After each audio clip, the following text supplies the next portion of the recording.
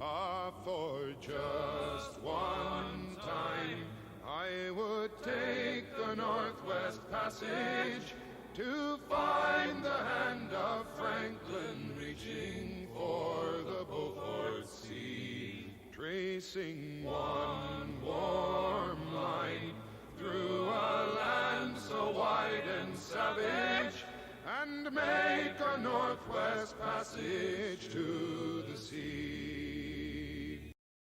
If you don't know me, my name is Daryl. I am one of the pastors here at Pathway Community Church. It's a bit of a long story, but it's a good one, isn't it? It's a good one. If you have a Bible with you, go ahead and grab your Bible, your smartphone. Turn to Luke chapter 8 in the New Testament. If you know, then you know. In honor of Canada Day, and of course this morning's text, that was Canadian legend Stan Rogers capturing the hearts of all true Canadians, singing of the Northwest Passage. It's a classic, isn't it? Absolute classic. We Canadians have a proud maritime history, as you know, and we love to sing about it. Any Gordon Lightfoot fans out there? Yeah, some of you, fantastic. He is on Canada's Walk of Fame, absolutely. The legend lives on from the Chippewa on down of the great lake they call Gitchagumi. I knew you would sing along.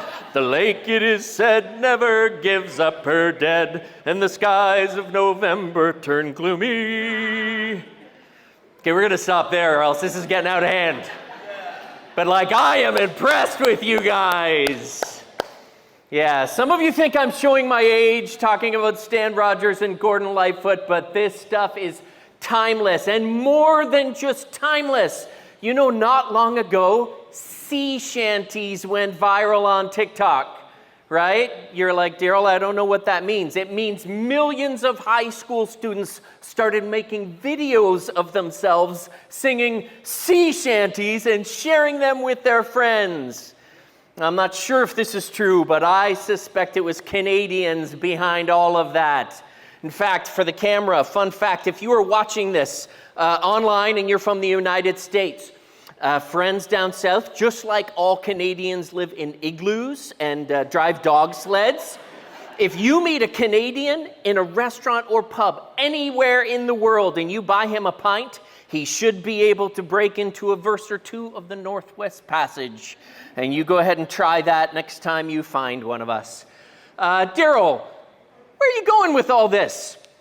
I am telling you all of this because if you really want to understand today's text from the life of Jesus from Luke chapter 8, it helps at least if you have felt the cold of a November fog or the spray of the sea on your face, which, if I'm being honest, I have never felt. But I could sing about it for a price. Today we are in Luke chapter 8 in our summer series on the Gospel of Luke, and the story we are looking at today just makes more sense if you have ever wondered, like Gordon Lightfoot wondered, does anyone know where the love of God goes when the waves turn the minutes to hours? Yeah, that's art right there, right? Poetry. That's a good question. You ever ask that question? Even if Gordon Lightfoot isn't the soundtrack of your internal monologue like he apparently is for me, have you ever been in a situation that felt like the song we just sang in worship, way out beyond the safety of the shore? Feeling buffeted or pounded by the wind and the waves, wondering if God even cares, right? About what you're going through. Thinking about moms and dads praying for their sick child, praying the fever would break. I'm thinking about people who've ever experienced a season of unemployment, waiting to hear back after an interview. I'm thinking about some of you having experienced a painful divorce or a separation, trying to cooperate for the sake of the kids, but inside your heart is just breaking. If you've ever felt exposed, right? Vulnerable, enough that it changed your prayer life, enough that it changed your playlist. If you have ever been through anything that caused you to doubt the love of God, even for a moment, as you wake up and wait for another day, you're going to understand Yeah, you're just going to understand this morning's text in a way that others maybe don't. In Luke chapter 8, starting in verse 22, it says that one day he got into a boat with his disciples. Now, Mark places this story on the same day. If you remember, Jesus is teaching at the side of a lake, and there's a massive crowd. So it's the episode where they decide to get into the boat and push out just a little bit. You know what I'm talking about? So he gets in the boat and he pushes off and he continues to teach this massive crowd. And so that's the background, that's the context. So it's a good day, right? Like this is incredible. The energy of the crowd and the people all around. Introverts, it's a long and profoundly overstimulating day.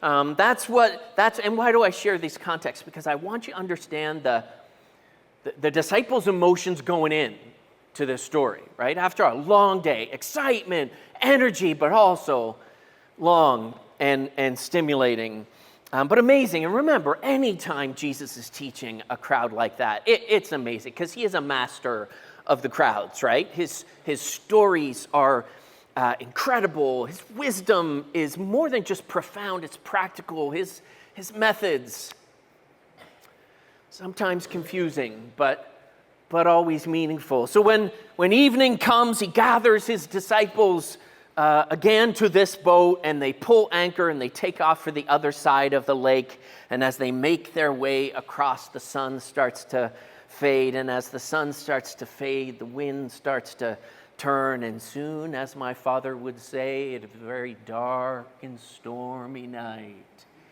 And yes, that's exactly how my father would say it. And the wind was enough to freeze you, he would say.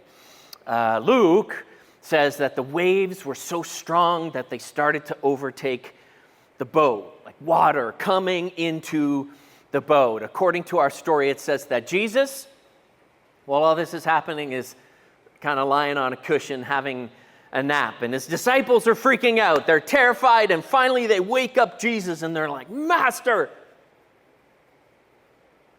get with the program here. Master, we are going to drown." And Jesus wakes up, and in what has been captured in some of the most cherished classics in all of hymnody, says, what?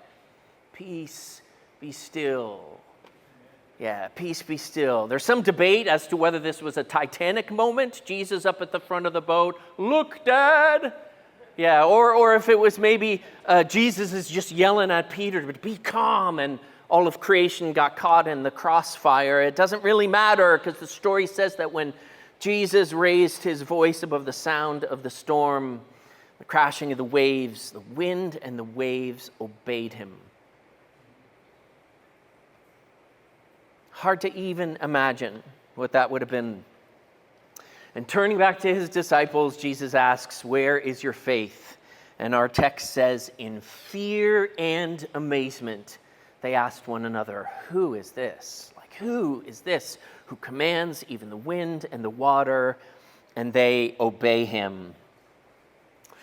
I heard a story about a 5-year-old boy. He's in the kitchen with his mother, and they're making supper, and she asks him to go to the cellar and get a can of tomato soup for their dinner. And he didn't want to go, of course, because the cellar, it's dark down there, right? Some of you grew up in a house just like that. And he was scared. And so, she persisted, and he also persisted. And finally she said, "It's okay. Jesus will be down there with you." And so the boy hesitantly walked to the door and slowly creaked the door open, and he peeked down the stairs, and it is dark down there. And so he turns around, he's going the other way, and then he has that epiphany, right? That idea.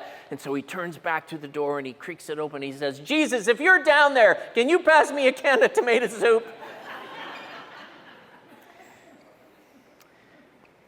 So throughout the Gospels, there are numerous tales of the disciples and their Savior at sea. That doesn't surprise us. This story, that part of the story doesn't surprise us, because these guys were actually from this region, if you know. They were from the Sea of Galilee. Now, I learned something about the Sea of Galilee I didn't really know, is that it's the lowest lake on earth. Am I saying that right? It is 680 feet below sea level. Isn't that wild? Yeah, and that means that it is surrounded by high country all around. Because of the terrain, because of the prevailing winds, this place is known for being just what it is in this story. Beautiful in one moment, and then boom, right? Everything can turn. The next moment, a storm could appear seemingly out of nowhere, and that's kind of what happens on this particular day. Seemingly, again, out of nowhere, a furious squall, it says in one of our texts, came up and the waves broke over the boat so that it nearly swamped. I think that's John's version of this story. Now remember, even Peter and Andrew, they're fishermen in the group. They had spent their lives fishing these waters. It says they were scared for their lives. I'm talking about grown-up, sea-hardened men reduced to fear, feeling all of the emotions like maybe some of you are coincidentally feeling right now as you get tossed by the storm that you're going through. And people who aren't or who have never been in a storm don't understand what you know because you're going through it. How can they? They have never been through what you've been through. So they can't really relate, and maybe you get tired trying to help them understand, because when you're in a storm, you feel very alone, don't you? But they've never felt this way. Some of you have. Yeah, some of you, it's just like that. What, of course, am I talking about? Felt this way? It's fear. Yeah, some of you have actually felt fear. Some of you, we don't know. You woke up this morning feeling the same familiar fear that you've been wrestling with for weeks or months or longer because of whatever you're going through. You've become accustomed to, but no less,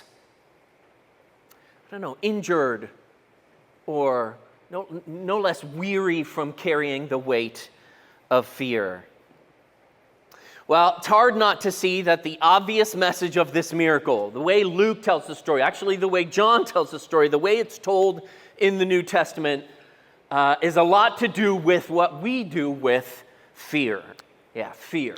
So the sea, straight from the text, the sea can be scary, obviously, because the sea can be dangerous. But this story is still somewhat surprising because these guys should have been used to it by now, right? Like, this couldn't have been the first time these guys were out in the boat and the wind whipped up, the first time the spray had hit their face, the first time a wave surprised them by the water coming up over the gunnels. And if you've been through that or something like it, you know that the first time you face your fear, it's scary. That sounds obvious when I say it like that. The first time you face your fear, it's scary. But I'm guessing that the second time, you're a little more sure the second time, right? Is that true? The first time, it's terrifying. The second time, you're a little less scared and maybe a little more sure. Do you remember the first time your parents tried to teach you to swim? I don't remember that. Like, I love swimming now. I love being on the lake. I love floating and soaking and splashing. And I'm a lazy river type more than a wave pool type myself. I'm just being honest. But I love being in the water. I can't really remember the first time my parents tried to teach me, but I do have vivid memories of my dad's friend, Russ Gurman, just picking me up on the deck and tossing me into the pool, right? When I experienced that classic water wings fail. Do you know the water wings fail? Where your arms are up and your head's underwater and you're like, help me here. You're like bobbing like a little boy. Yes, that was me. I remember the fear then until they realized that I wasn't going to save myself. They had better fish me out. How many of you know that the fear that you feel the first time is different than how you feel when you've learned the lessons? You know the lessons, like with water wings, you got to keep those arms down. Yeah, water wings, when you're around Russ Gurman, you stay away from the pool because that guy will toss you. Hold your breath. I don't know what the lessons are, but it feels different when you've learned the lesson. So if you're taking notes, what I want you to get is fear is actually sanctifying in that way. Yeah, fear's sanctifying. It has the power to form you in good ways and in bad ways. It'll teach you the lessons, but if it can also, I don't know, sort of, it can also teach you or reinforce the fear, actually. It can make you paranoid in the same way. So that's true in Luke chapter 8, in the calming of the sea. And it's true when they finally make the shore at the Gerasenes, which is where they're going. These are two very different stories where there are people wrestling with and being formed by their fear. Now, we're not going to talk about the second chapter of the story. That's for your own homework. But I remember far more, actually, when we were putting our kids in swimming lessons to make sure our kids knew how to swim. The girls wanted to learn to swim, so they handled their fears pretty well. My son, not so much. Yeah. Actually, when I read the story and imagine the disciples freaking out and crying out in fear and finally waking Jesus, it actually reminds me of the sound of my son shrieking, echoing through the community center pool, and all the other parents are looking around like, whose kid is that? And I'm looking at Luana. It's not mine. It must be hers. It took him years to overcome that fear. Actually, it wasn't until high school when he decided that he wanted to go with his friends and classmates on the high school canoe trip, right? Which means that you got to pass the dreaded swim test. And so my son, finally there was enough, I don't know, courage or something. And so me and my son, for a couple weeks, every night it seemed, were down in Orangeville at the community center in the pool, practicing, right? Facing the fear, practicing, learning the strokes and the kicks and the doggies and the desperations and the whatever it takes. Now my son is still convinced that the instructor was trying to drown him. In the same way that some of you are still convinced that Jesus is trying to do the same to you. Some of you who are in it. The first time Jesus told his disciples, hey, what do you say we get into the boat and push off the shore a little bit? It sounded very innocent, I imagine, but before you know it, it was a dark and stormy night, and all of nature is trying to kill you, and Jesus is asleep at the wheel. Yeah, it's a strange story, right? Do you remember the second time or one of the other times? It's after the feeding of the 5,000. Do you remember that one? Jesus says, hey, you guys, let's get back into the boat and go across to Capernaum, and don't worry, I'll catch up with you later. Do you remember that version? Yeah. In John's version of that chapter, that story, it actually says that when they had rowed out 3 or 4 miles, and I always thought that was a very strange piece of detail to include. They rowed out 3 or 4 miles. It actually helps us to understand our story today. Do you guys all remember high school geography? Do you remember this? Let's do this. Now, because the surface of the earth is curved. We all together on that, by the way? I don't want to take anything for granted. Because the surface, I want nods from some of you. Because the surface of the earth is curved. The surface of any large body of water, this might blow your mind, is not actually flat.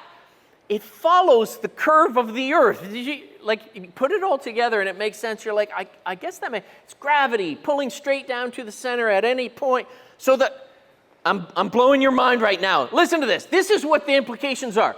It means if you are 6 feet tall and you're standing in a boat right at sort of the water line, because of the curve of the earth, I don't know if you knew this, you can't see farther than 5 or 6 kilometers, right? Between 3 and 4 miles, 3.10686 miles because of the curve of the earth. What's the point of this, Daryl? Did you know that there are limits to how far ahead or how far behind you can see from where you're standing? There are. This is science, blinding you with science. Yeah, even on a good day, even on a calm day, even if you have better than 20/20 vision, if you are 3 or 4 miles out, no matter where you look, you won't be able to see the safety of the shore because the earth curves. You won't be able to see it. Yeah, you'll be out there, and it might even feel to you like there is no hope. Why? Because even if there was a hope, it might be just past the horizon. Right? You couldn't even see it. Even if there was hope, you couldn't see it. So the next time you find yourself feeling lost at sea with no sign of land as far as the eye can see, just remember, you might be a simple park run from shore. What does that mean? It means you might not actually be all that far off from safety. It just might feel afraid. But what's the problem? You still have to face your fears, or you might not like how your fears start to form you. That's the point. I thought I'd share John's little maritime episode too, because both of our stories are examples when Jesus sends or leads his closest friends places that seem to expose their fears. Has that ever happened to you? Has Jesus ever sent you or led you somewhere that exposed your fears? Yeah, maybe you're in that place this morning and you can't see what's coming. All you know is that you're pulling and you're praying and you've been scanning the horizon for what feels like weeks or months, looking for a sign of hope or looking for a place to land. But as far out as you are into the place where God has put you, I hate it. You have no way of knowing if you're making any progress. That itself can be very scary, right? You might be totally ahead of the curve, or you might be hopelessly lost. You can't actually tell the difference in that uncomfortable space, that abyss, that in-between space. In John, it says, when they had rowed about 3 or 4 miles in faithful obedience, don't forget that part. In Luke, when they had pulled anchor and they pushed out towards the Gerasenes, exactly like Jesus told them to, like, I'm doing what I'm supposed to be doing, Jesus. What are you doing? Easily past the point where you totally lose your bearings, maybe even to the point where you lose your confidence, especially when the trip that's unfolding isn't anything like the trip that you had expected. Man, they got scared. You would too. I would too. They got scared, more than scared, terrified. And as they sailed, Jesus slept. Yeah, and they weren't overreacting. Okay, that's not what this story's about. They're not overreacting like, come on, guys. No, it actually, the text says they were in great danger. Yeah, the text says they were in great danger, and as they sailed, Jesus slept. And so the disciples went and woke him. Master, we're going to drown. So Jesus got up from his sleep, and he responded to their fear, and it says he rebuked the wind, the raging waters, and the storm subsided, and all was calm, maybe eerily calm. And then he turns back to his disciples, and he says, where is your faith? Where's your faith? Now, if there's some debate amongst commentators, smarter people than me, it is around, in this simple story, the debate's around the tone of Jesus, the tone that Jesus used when he's asking that question. You know, I'm different. The tone makes all the difference. Did Jesus rebuke his disciples for feeling fear in the same way he rebuked the wind and the waves for doing what came natural to them? Was this a rebuke? Come on! What's the matter from you? My daughter, one day we grounded her from her iPhone. Why? Because we're bad parents, right? That's what you... No, we're good parents, right? That's what you do. We grounded Esther from her iPhone. And you know what happens, parents? Like 30 minutes after you ground your kid from their iPhone, they come back begging for their iPhone. So I wasn't paying attention. Esther had just been grounded, and she comes back and says, Dad, can I mumble? And I'm like, Esther, no, you cannot have your iPhone. I need some consistency from you. She burst into tears. And it's because she wasn't asking for her iPhone. She was saying, Dad, I have a headache. Can I have an Advil? And I yelled at her and told her, I need some consistency from you. And now that's the joke in my family. My kids telling their dad they need consistency from me more often. Was this a rebuke? Is that what Jesus was doing here? Did he rebuke them? Or was this more the patient instruction of an experienced guide? Because I think a lot of well-intentioned interpreters have perhaps oversimplified this story. Why? Because I want you to hear this. Do you know that it took millions of years for God to slow cook into your DNA to keep the species alive? Fear, right? God has been helping you learn about fear for a long time. Have you seen that cute video of the Appalachian girl? Can I pet that dog? Can I pet that dog? It's a great little video. You got to see it. Can I pet that dog? Can I pet that dog? Of course, the dog in question is not a dog. It's a bear that has found its way onto the same deck as her and her mom. And she's just like, can I pet that dog? And her mom is, who's wise now in the ways of this world and is trying to escort her daughter to safety. Do you know that God gave the wisest of our species fear, right? To save, to preserve the species? Listen, but God also gifts his children with faith so that our lives aren't ruled by our fears. And I think you need both, don't you? I think both are okay. Yeah, Jesus led his friends into a ferocious and fearsome gale. And then he asked them to find or to focus on their faith. It's wild. Where's your faith? Where's your faith? Friends, here it is. I think we spend a lot of energy and intention in our lives insulating ourselves from ferocious and fearsome places, right? We do. We spend a lot of time insulating, building walls of protection, in 100 ways, fences around the dangerous places. But there's a conspicuous amount of evidence to support the notion that God often seemingly intentionally leads his disciples not out of, but into, and yes, then through their fears. Yeah, why would he do that? You already know this. Because fear is sanctifying. It's sanctifying. Yeah, sure it is. Maybe you've heard it said that courage is not the absence of fear, but the willingness to act in the face of fear. Have you heard that? That's what courage is. Faith is not the absence of fear either, but it's the ability to trust through the tumult. Yeah, and trust.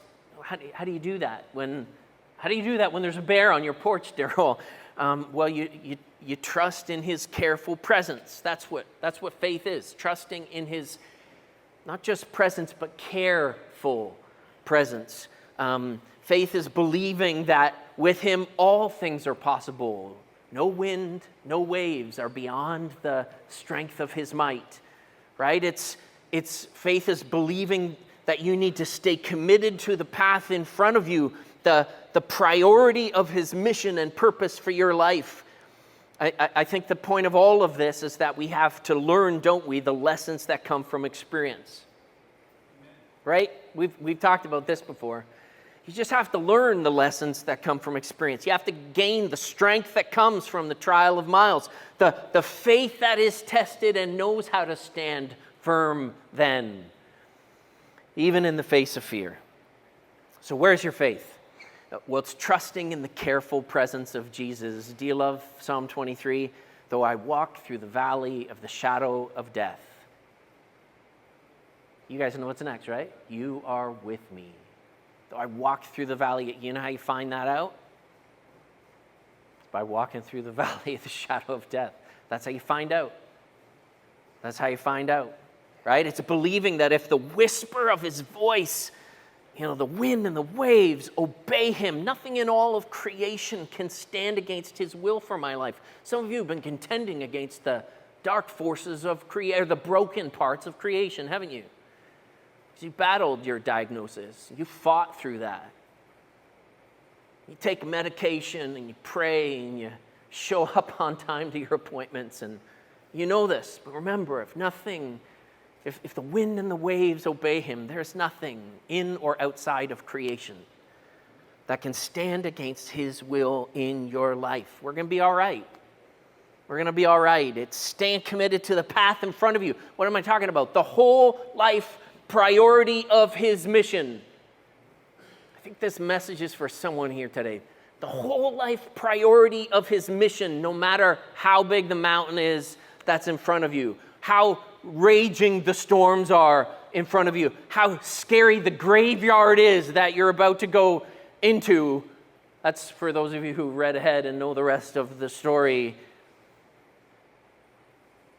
It's being committed to the whole life priority of his mission, no matter how scary, no matter how tempting it might be to just to turn and row the other way. When you see what's ahead, you're like, nope, that's not for me. I'm going this way. That's what faith is. It's being committed to the mission, even when it's scary. And I hope you notice that it doesn't say that Jesus calmed their fears. That part's conspicuously absent from today's story. But listen, it does suggest that their fears were transformed through those experiences. Did you guys pick up on that? Right? Because it says, in fear and amazement, they asked one another, who is this? In fear and amazement, who is this? He commands even the winds and the waters, and they obey him. Do you guys see how that works? That faith changes and grows from being out in the storm. That's how faith grows. That's how faith changes, from being out in the storm. When you get pushed past your comfort zone, that's where faith becomes fertile. Out beyond where you can see the safety of shore, that's where faith does some of its best work. In that vast space between, when you're like, God, I've been floating out here a long time now. Like a long time. Wondering if you still love me. Because, as Gordon Lightfoot said, because the waves have turned the minutes to hours. And some of you know, Daryl, it's been days, it's been weeks, it's been months before you can recognize the hope. Being forced to face your fears is a great way to learn, right? Learn the lessons. There are some things that you can only learn in the wild places and in the fearful places. And if I was you, listen to me, this is true. I would run from fear and despair. Like if you're ever faced with fear and despair, I would run from that. But I would look for fear and amazement. Like what they had in that story, you got to lean into fear and amazement. Because when you can worship in the storm, isn't that what amazement is? When you can worship in the storm and then still sleep because fear's just exhausted itself, I just feel like that's a different kind of holiness, isn't it? And you only get that in the storm. So that's why I think on multiple occasions, Jesus sent them way out past the curve and right into the storm. And if you're taking notes and you haven't already, write that down. Sometimes God sends us out into places that expose our fears. Fearful situations. Don't sanitize that statement or this story. It's not about the God will deliver you from every fear. If you only had faith enough, I'm not saying that. That's utter nonsense. We don't do shame at Pathway Community Church, right? I'm not shaming you. This story isn't shaming you. No, that's not what this is about. I don't think that's what this is about. Sometimes God sends us out into fearful situations, but God often sends us out into places that sanctify our faith. So we can lean into that, right? We can lean into that, even if it comes with some fear. Because these are situations designed to exercise our faith. And we all need some of that, right? To exercise our faith, to help focus our trust. To help focus our trust. You know, like, I believe in God. I trust God. Yeah, you know when it's not until the fire gets hot, right? What's that one about the tea bags, right? People are like, tea bags, you don't know what's in them until you put them in some hot water. Like, that's it. You don't like that one. That's a good one. All you tea drinkers, you're with me, right? Life's a little like a tea bag. I don't know about you guys. Listen to St. Ignatius of Loyola. A thick and shapeless trunk would never believe that it could become a statue, admired as a miracle of sculpture, and it would never consent to submit itself to the chisel of the sculptor who sees by his genius what he can make of it. Yeah, I confess in my life there have been a whole lot of situations, like whole seasons that I never would have consented to if I had known just how fearful and painful that chisel was about to be. Right? In fact, some of them I've never actually fully submitted to, despite everything I know about the goodness of God. Like, I believe in God. I know He is good, despite what I know about the grace of God and His presence in my life and His plan for me, that He is actually, He's purposed to sculpt something in my life. And I'm good with that, as long as it's not too painful or too scary. But some of you here today might be in a place where you don't like and would never choose. And you don't realize yet that the very thing you're resisting is the place that He sent you. I don't know if that's you. Because it's the place that He sent you. Because it's the place that He wants to shape you. Or it's the place that He sent you because it's actually the place that He intends finally to save you. Or that part of you that you know still needs saving.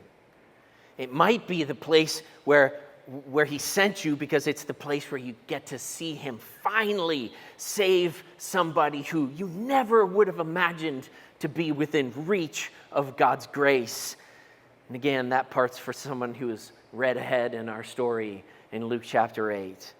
That's your homework for the rest of the week, to read that part of the story too. What's the point? We do live in a beautiful but broken world, and it is filled with beautiful but also broken people. And we do have to remember that, because I want to say clearly that God does not cause every storm that we go through. I want to make sure I say that. God does not cause every storm that we go through. That's just the world that we live in. But in Luke chapter 8, I just wonder. I wonder if God didn't send them, out into that storm knowing what was ahead. Because I think God in His goodness will do that for you too sometimes. Great, Daryl. Thanks for that. Ignatius also said, all the things in this world are gifts of God, created for us to be the means by which we come to know Him better and love Him more surely and serve Him more faithfully. I love that. Do you believe that all things in this world are gifts? Amen. No, Daryl, only some things are gifts. Some things are not gifts to be appreciated. Yeah, all things in this world are gifts, even if they're obstacles that we're facing, right? Or they're fears that we are avoiding. So the question before us as we look at this text is, will you trust Him to take care of you until He gets you to where you're going? Will you trust Him to take care of you until He gets you where you're going? Or until He makes you who He's creating you to be? Like He might be shaping you through this? Let me close with this.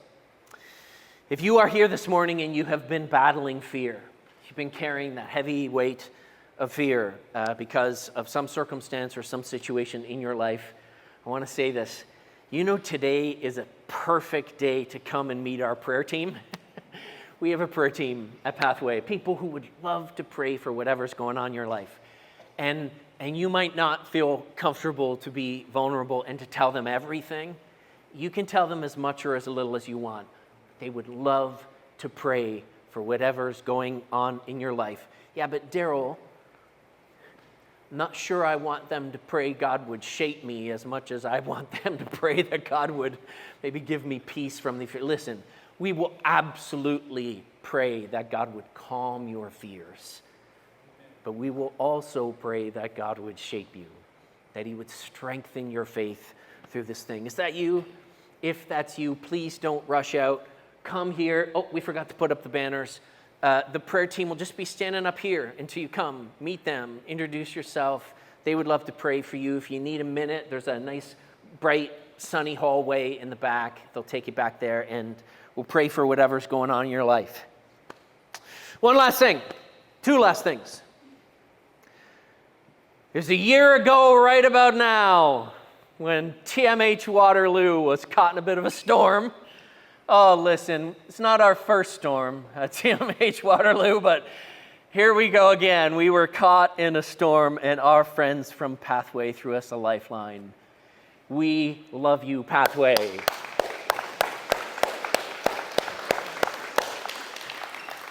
Yeah, we could not be more grateful for all of you who extended a warm invitation for us to come and worship with you just for the summer.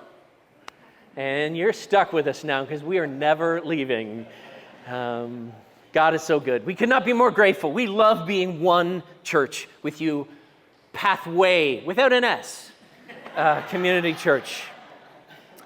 Second thing, so last year in all of the tumult, if you don't know the story, we were told by our insurance company that we no longer had an essential part of our insurance to meet together. Last year in the tumult, we missed the chance to celebrate the 80th birthday of our most auspicious Rick Woods. Can you believe it? We missed it. We couldn't meet as a group, and he turned 80.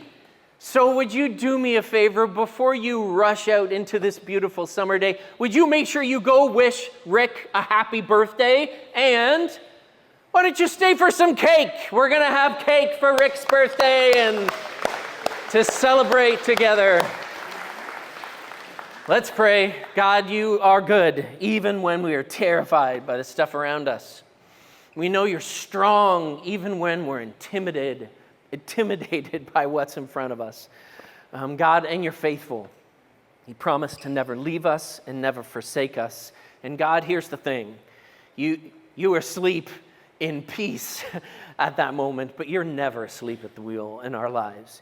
You always know exactly what we're facing, and you are always an ever-present help in times of trouble. So we're grateful, even though times we might feel fear, wonder if we have what it takes to get through what we're going through. We know through all of those times, you are making us more like Jesus. And to that, we say, come, Lord Jesus. Amen.